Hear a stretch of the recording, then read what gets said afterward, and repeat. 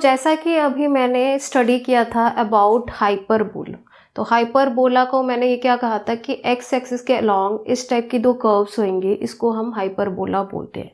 ठीक है, अब मान लो यही कर्व अगर आपकी वाई एक्सिस के अलॉन्ग हो गई तो आप इसको क्या बोलेंगे? आप इसको बोलेंगे कॉन्जुगेट हाइपरबोला।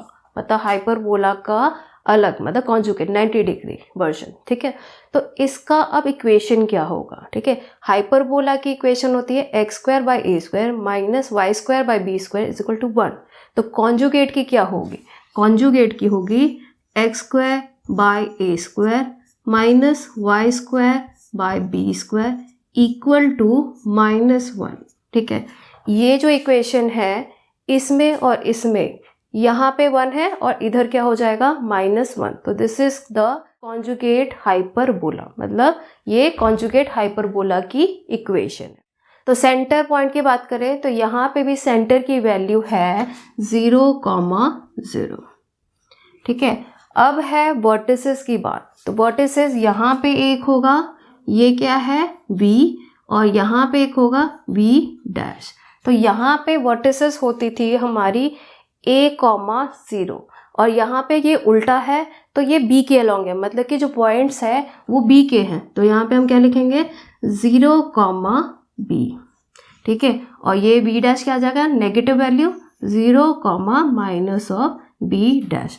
तो यहाँ से मुझे पता चला कि दो वर्टिसेस होती हैं 0,B और दूसरी होगी 0, माइनस ऑफ B। अब चलते हैं फोकस पे। ठीक है, फोकस कौन सी लाइन होती है? जो कि इसमें से पास होती होगी, सेंटर लाइन में से पास होती है और वो इस पॉइंट का मिड होता है। ठीक है, तो ये है फोकस। अब फोकस भी यहाँ पे दो होते हैं, एक हो गया F और एक हो गया F डैश। अब यहाँ के फोकस को देखो, यहाँ पे फोकस की वैल्यू है AE,0 और दूसरी है -AE,0।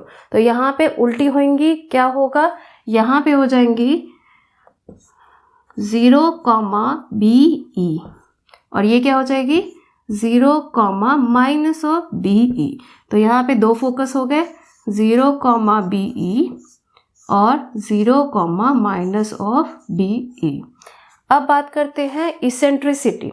तो इसेंट्रिसिटी में क्या होता था? A square plus b square upon होता था A स्क्वायर उसका अंडर रूट। तो यहाँ पे क्या होगा? यहाँ पे हम लिखेंगे A square plus b square, ठीक है, अपॉन हो जाएगा B का स्क्वायर। ठीक है, क्योंकि ये कॉन्जुगेट है तो B के ऊपर ज़्यादा से ज़्यादा इस पर स्ट्रेस है।